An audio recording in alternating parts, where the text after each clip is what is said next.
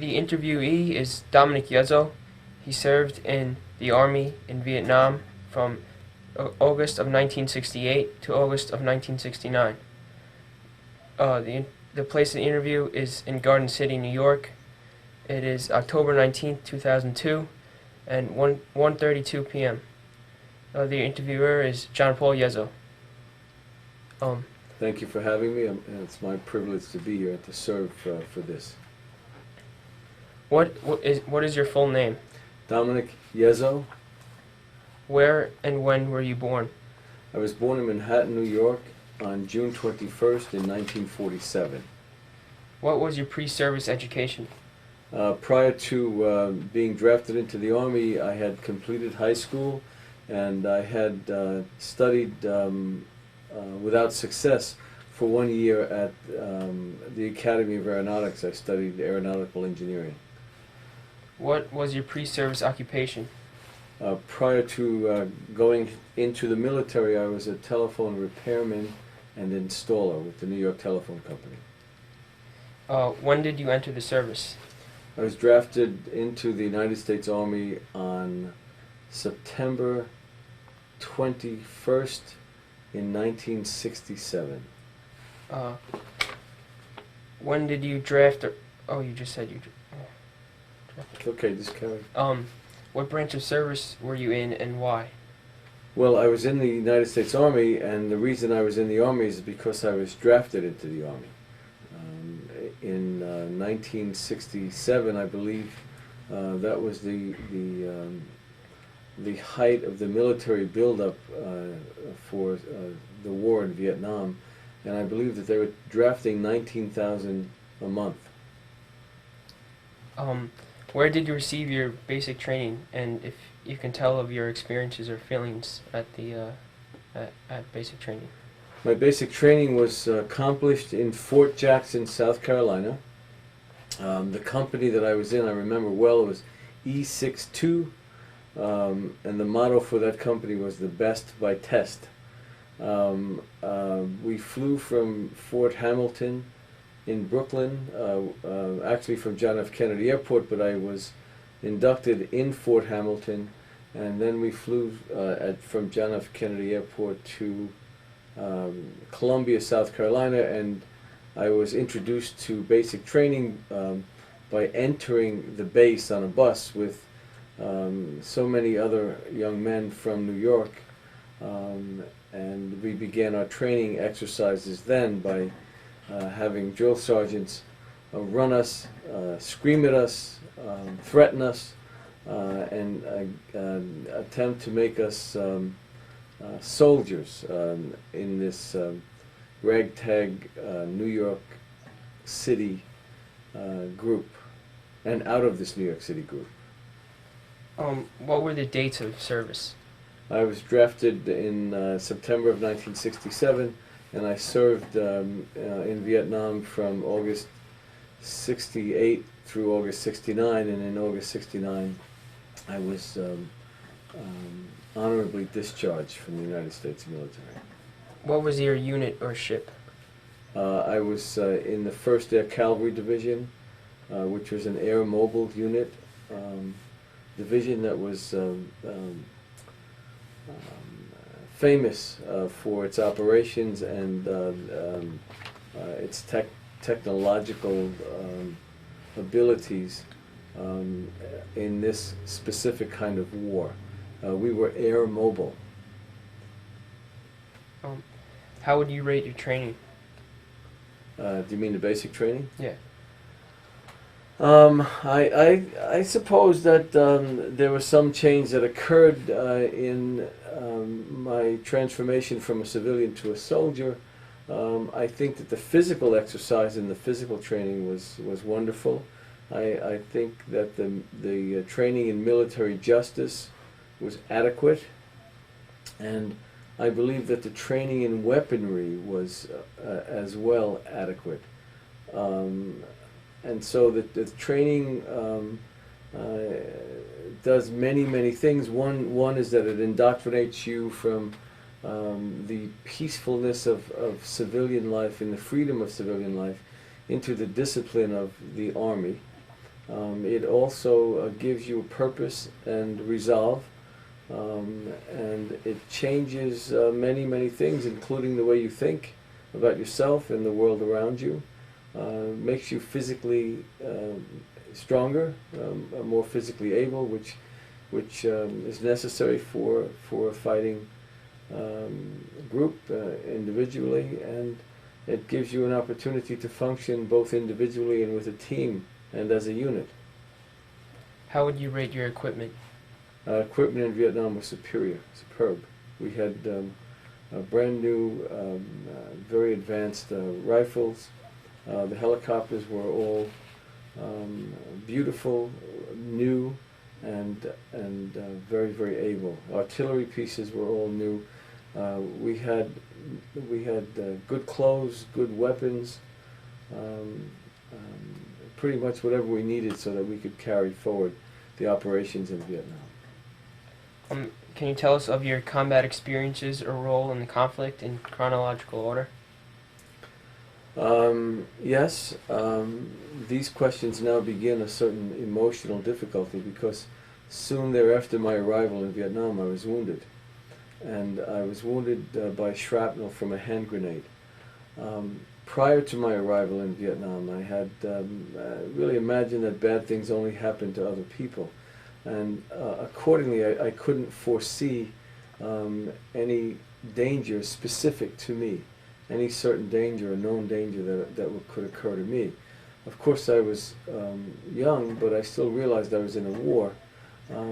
Yet, I had no sense that I would be injured, or that I could die, or I could lose my life in the war. My combat experiences were various and true. I had been involved in a firefight even before I was wounded.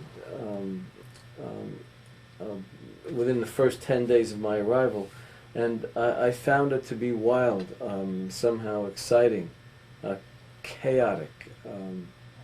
It lit the night up, and still, even in the presence of that danger, I thought it wasn't anything that could injure or hurt me. And it never came to me that I could be hurt. It never occurred to me.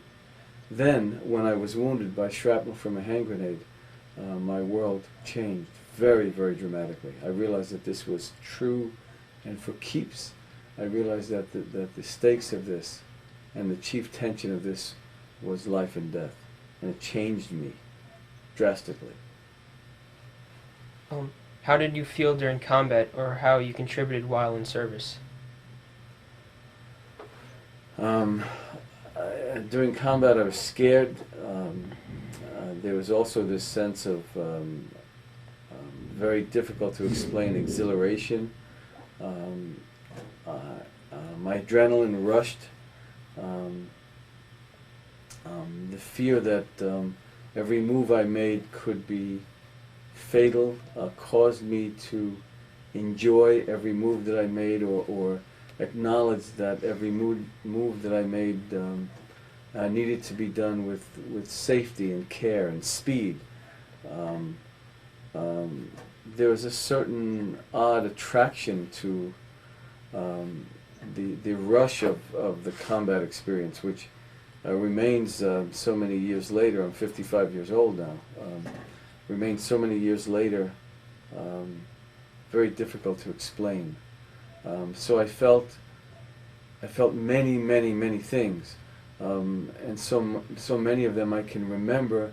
And although I love the language, it's very hard for me to describe what the feeling was. It was a rush of fear and exhilaration, and an ending of peacefulness, the calmness of all of these juices settling. Did you receive any medals or citations, and where or why? Yes. I have several medals and citations. The ones that I'm proudest of are the Presidential Unit citations that my company and the unit that I was in, the 1st Air Cavalry Division, received. But I also received the Air Medal for having flown 25 hostile missions, 25 or better, that is. A good conduct ribbon, a Vietnamese service campaign, et cetera, et cetera, et cetera. I have several ornate decorations that I wore proudly on my uniform. How did you keep in touch with those at home? Through the mail. I would receive letters and write back often. I know that because I was wounded so quickly after my arrival, so soon thereafter, excuse me, so soon thereafter I had arrived in Vietnam, that the information that my parents got by telegram about my wound was,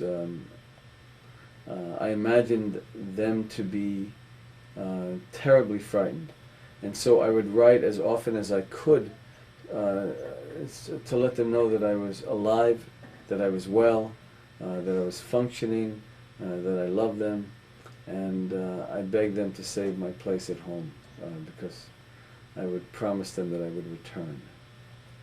What did you think the food was like, and how were the supplies? Supplies were full, fat. We had everything. Food was purchased well. The Army had great food. It's what was done with it thereafter that was a mess. So we got great food, but the way it was cooked was awful. But they gave us food. I mean, we could be in the field for 2 weeks, and a helicopter would land with pallets of beer and crates of oranges for us. And we wanted for nothing in Vietnam. Well, they could bring out steaks, and suddenly we'd cut open a barrel, start a grill, and start a fire. We'd be eating steaks and potatoes in the middle of the jungle, and then drinking beer. What was your most memorable experiences in Vietnam? It's a big question, John Paul. There are many. They're various. They're rich. They remain full, and they occupy a large place in my heart. I think the people were most memorable to me. The beauty of their patience, their resilience, the wherewithal of these people who endured the kind of destruction and suffering and death on a regular and continued basis, and remained in some beauty that was natural, organic, and wholly unto them, is most memorable. Of course, the power of the military in its might with aircraft and artillery, our weaponry, being wounded so horribly when that stream of blood was rushing out of my shoulder and neck. I remember how bright red it was, and how I was spilling out into a place of unknown consequence to myself. I didn't even know where I was, and I remember bleeding like a cut pig on the ground. Those were memorable experiences. And the landscape remains a vital part of my memory too. Vietnam is beautiful, it's lush, and its landscape is varied. There are mountains and jungles and great coastal beaches. And I could speak about those memories forever. Overall, how do you feel about your military experience? I'm proud of service. I feel that I accomplished a lot. I feel that I changed in many, many ways that are hard to articulate. I appreciate so many more simple, subtle things in life because of my experience in the war. I think that overall, as I served the military, the experience in Vietnam served me because it changed me, because it gave me a greater appreciation for life, because I was so close to death. my own and the death of others on a regular, consistent basis. Can you describe your relationship with the Vietnamese population? Yes. Because of my own, because of my upbringing, because I come from a good mother and father, and because I grew up in a warm household, I found pleasure in the Vietnamese people. I thought they were beautiful. My relation with them was greater than most other soldiers' relations with them, because I made an effort to try to speak the language. I believe that I treated Vietnamese people with respect. I found a dignity in the way that they lived their lives, and I appreciated the patience that they had, and I had compassion for their suffering and hardship. And so I felt a little more welcomed than most soldiers seemed to be, and I felt a wonderful connection to those people, which remains in my heart today. Also, can you describe your relationship with the South Vietnamese soldiers? Yes, this is a different relation. I remember them not doing their work. I remember those soldiers being taken for a ride on our coattails, and I thought it was strange and odd that we risked our lives and risked ourselves in many ways, and we were at the forefront of their battle, and they seemed unorganized, untrained, and unwilling to even defend their own homeland. So I don't have very good things to say about the South Vietnamese military, because their operations left so much to be desired, and because we took up their fight and they never responded as a support or as a basis for support for us. Furthermore, can you describe your relations with other races within your unit? Yeah, racial relations were no problem in the line unit. People who were out at the front, it didn't matter whether you were Oriental, black, white, whether you were Italian, Hispanic, or from the West Indies, in Jamaica. It didn't matter. We were all soldiers who occupied the same line. We all had letters home from our mothers. The relations were not racially defined in the front. However, there were racial problems in Vietnam in the rear echelons, where soldiers banded together, black soldiers banded together, Hispanic soldiers banded together, soldiers from the South hung around together, those kinds of things. But because of where I was, I didn't occupy much time and attention in ill-fated racial relations. There were no racial problems in the spot that I was. I was at a remote place in Vietnam called Camp Evans in LZ Nancy, and we were in confrontation with the North Vietnamese and the Viet Cong frequently, so the relation racially was pretty much a non-issue. How were your relations with government officials? Do you mean government officials in Vietnam? Yes. Well, unlike most soldiers, I had a little bit of a vision of that. I saw, because I worked in civil affairs and psychological operations, I had an opportunity to see, but from a distance, some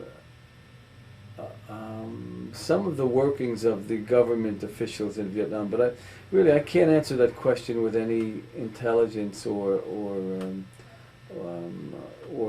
information that is based on observation, because what I saw was very minor. I thought the officials in Vietnam were corrupt, and we were in very small villages and towns, so the governmental hierarchy that I got to witness was not very deeply rooted. Continuing on, what was your reaction to the replacement of Westmoreland and why? Again, those are political ideals that were occurring while we were out in the jungle or out at one of the LZs or one of the base camps. Westmoreland promised, I believe, and I remember that he would end this war if we committed this many thousands of troops.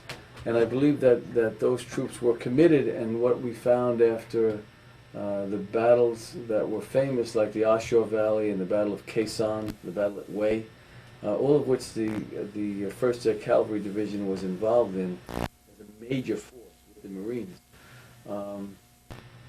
What we found was that they underestimated the strength of the North Vietnamese. I also believe that we had, in the Tet Offensive, that we had the enemy beaten, and we just weren't aware that they were beaten. And so instead of making a final attempt to win this, what we did is we took a final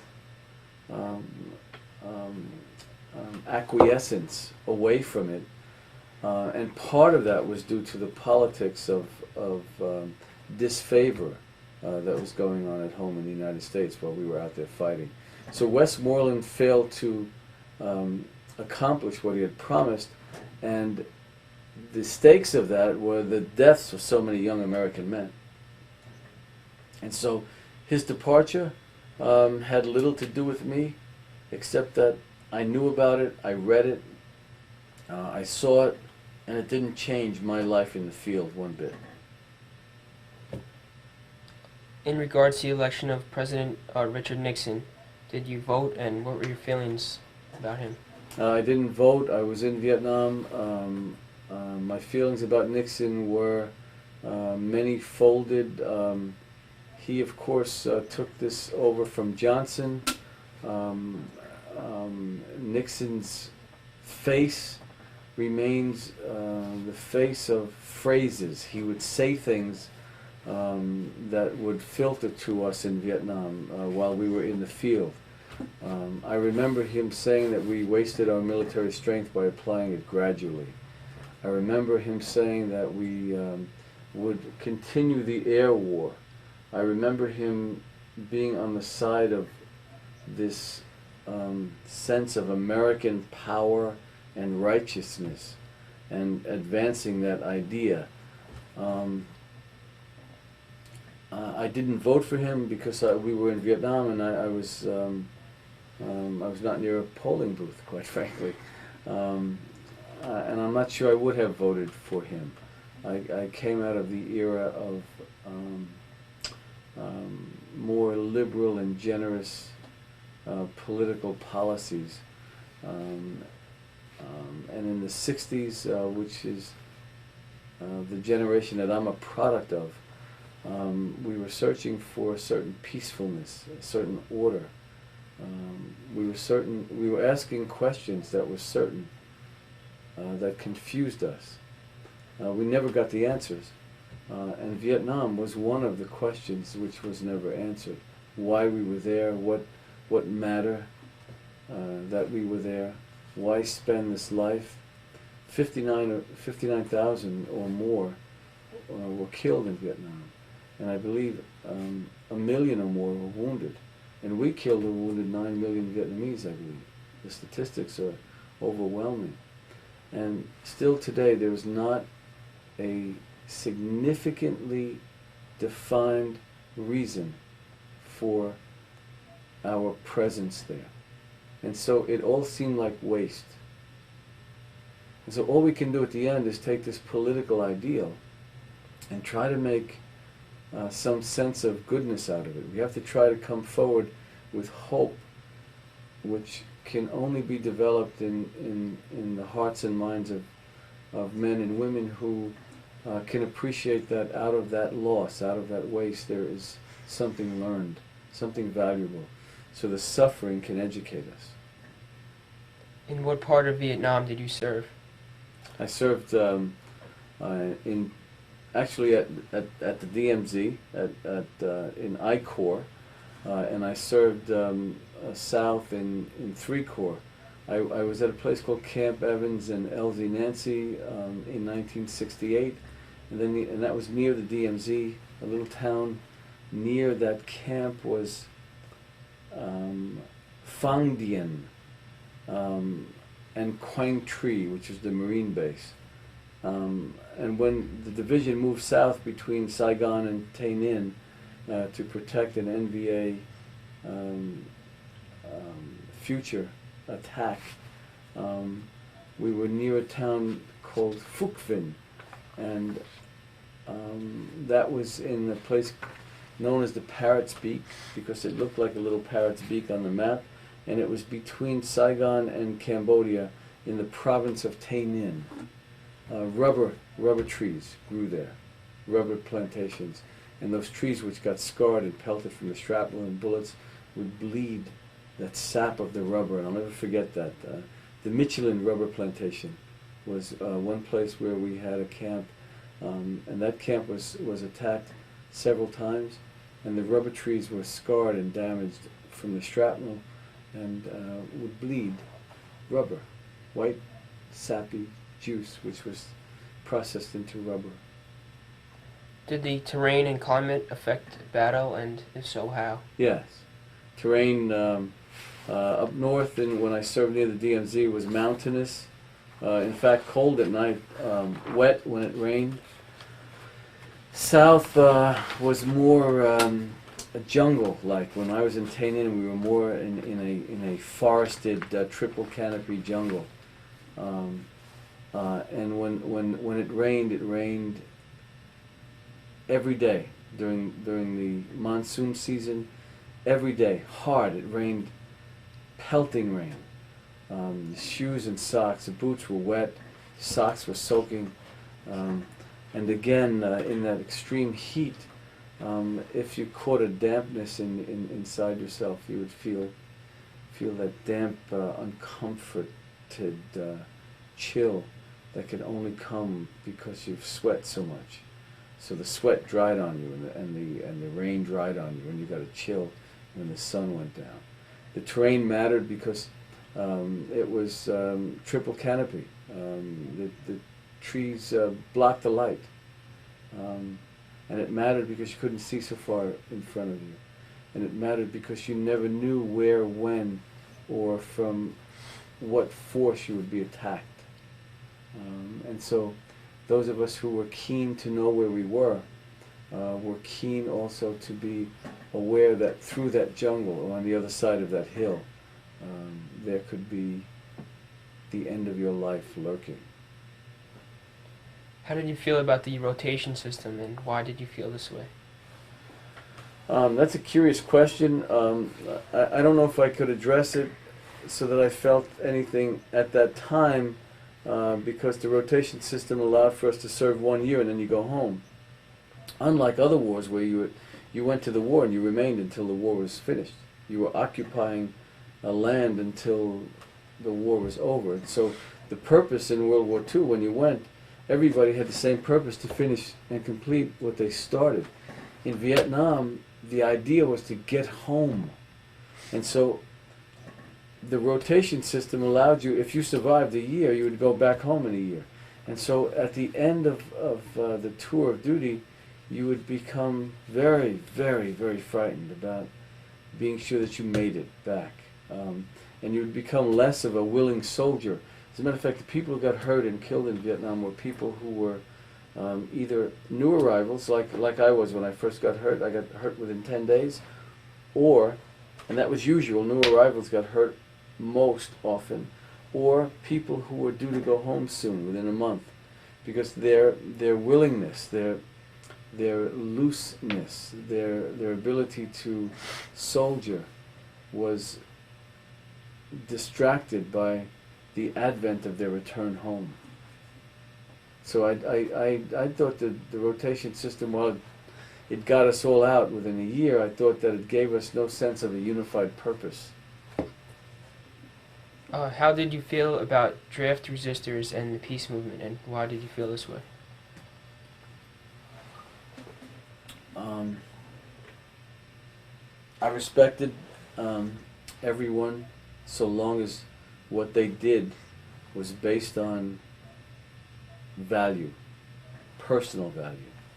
If what people were doing was based on an ideal of a movement, peer pressure, I had little use for that. But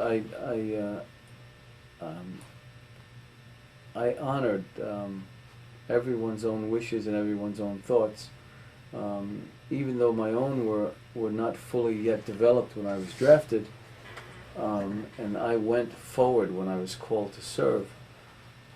You know, God bless people who resisted the war, so long as they resisted for real reasons.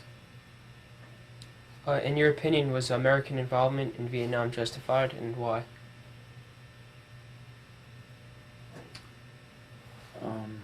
I don't know. An opinion is based on belief.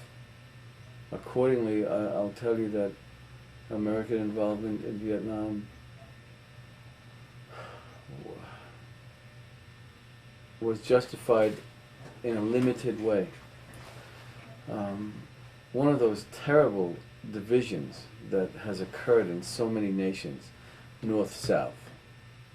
It occurred in the United States, which was the object of the Civil War. It occurred in Korea. It occurs in so many places, and Vietnam is no exception. The North was divided from the South. So brothers and sisters who had different political ideals were disassociated by division, by political division, which became physical, factual, actual. That in and of itself lets me know that this is a struggle for a certain political ideal in a nation that we have little true information about. And so their political struggle, one in the South for democracy, the other in the North for communism, and communism of course no longer exists as an ideal in the world, that political struggle seemed less of our business now that I look at it in retrospect, because it didn't appear that any of the United States interests were harmed. Of course, the idea was that if Vietnam fell to the north into communism, then in fact communism would have a stronghold in Southeast Asia and continue to take forward the ideals of communism, which were the enemy of capitalist ideals. In that sense, if it's that simple, then the war is justified in some limited and valued sense. If the war was motivated by economic ideals, because remember that Levi's made all the uniforms, and Sikorsky made the tanks, and Chrysler made the Jeeps, and Ford made the other vehicles, and everyone was making product for the war effort and making millions of dollars, making money. If that was part of the reason that the war continued, then I don't see its purpose as being justified. And if we went there and we saved one person from harm, danger, or death, I like to think that life has a sacred base. And then if you went there for that purpose, then yes, it was justified. And I know that we did good work. In regards to the post-war period, what did you do when you arrived home? Good. I was lucky enough to write of my experience in Vietnam and have a book published. I was hungry enough and changed enough by the circumstances of the war to want to educate myself. And I studied at the City University of New York at Queens College, which admitted me because they had to. There was a mandate that Vietnam veterans could attend any school that they wanted to in the city system. And so I went to Queens College and I took a bachelor's degree. And then I took a master's degree at CCNY. I began to teach. I thought of myself as a writer. and I became a professor of language, literature, and writing. And subsequently, I went back to school for a law degree, and I took a doctorate degree in the law, and I have a license to practice the law in New York, and I'm a lawyer with a successful practice in Garden City. This interview is conducted in my office. And so, since the war, I became a professor and an attorney, as well as a writer. Do you belong to any veterans organizations, and which ones? Yes, and also I want to mention that my greatest achievements since the war are having 2 children, Emily and John Paul.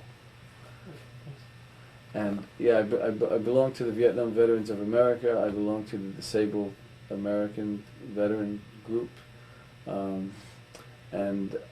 As a Vietnam veteran of America and as a member of that group, I worked in many capacities as a facilitator for other Vietnam veterans who were less fortunate or who didn't take opportunity and educate themselves. So yes, I believe in that veterans group. Have you attended any reunions, and when and where? Yes, when they gave us the parade in I believe it was '82, it was a moment in my life which was overdue, long overdue, and it was exhilarating, exciting. We marched over the Brooklyn Bridge and into downtown Manhattan in the ticker tape parade. It was wonderful. Did you maintain any contacts with friends made while in the service? Briefly, upon my return, I had 1 or 2 friends who I had while I was in Vietnam, but for some reason those contacts quickly fell apart. We were different as civilians than we were as soldiers. Have you seen any Vietnam movies or read any books, and which ones, and what were your reactions to them? Yeah, I saw the movies. I've read several of the books. Of course, my own book, A GI's Vietnam Diary, is a book that others have read. I liked and enjoyed Phil Caputo's book about Vietnam. There was a book by a journalist, Bernard Fall, about Vietnam that I enjoyed very, very much. The movies are which I think is central to the Vietnam experience, is the one that was made by Oliver Stone called Platoon. The other films based in valor and politic are those ones that were like Green Beret, which was a very easily done, old-fashioned styled film, which showed nothing. The Deer Hunter was well done. Showed more of the turmoil and the inner problems of going and coming vets. Apocalypse Now was a brilliant film, very hard to understand, but true to the bizarre aspects of that war. Yeah, I've seen lots of it, and I've read lots of it. Yes, and I think maybe there's still more to come. Still more to come out. Have you visited the Wall in Washington, D.C., and what was your reaction if you did? The Wall, it gave me very, very, very serious pains, because like, it's an incredible monument. It's not like a monument. It's like a tombstone with 58,000 names on it. And so suddenly you're looking for it. It's on this knoll in Washington, and suddenly there you are, and you see yourself in the shine of the marble. And my reaction to it was very emotional. Hard to see it in the aggregate. Hard to see how many of us lost our lives in the aggregate. How lucky I am to have survived that. How lucky. Thank God for that. As our final question, how did your military experience change or influence your life? I realize that all war is wrong on some level. The function of nations at war is better left to other resolves in peace. And of course we're looking at a terribly frightening possibility of war, imminent. Of course there are still awful people who produce awful ideas and who shatter the world with terror and disgrace, and that needs to be stopped. That's wrong. What they do is wrong. All war is wrong, because life is sacred. Thank you very much for participating in the interview. Thank you so much. It's my pleasure to be here, and I'm honored to have had an opportunity to speak these words to you, my son. Thank you. God bless you.